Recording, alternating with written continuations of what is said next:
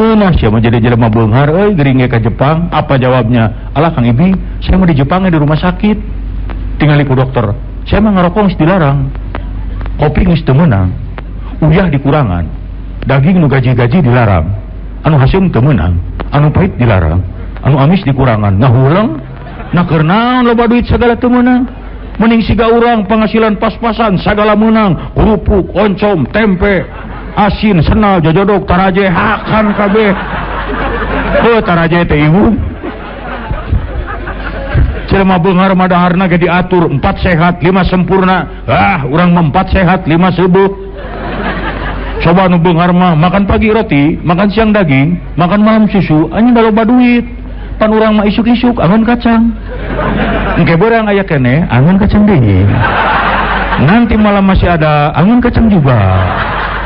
Isukna saatkeun nepi ka hideung angon kacang deui.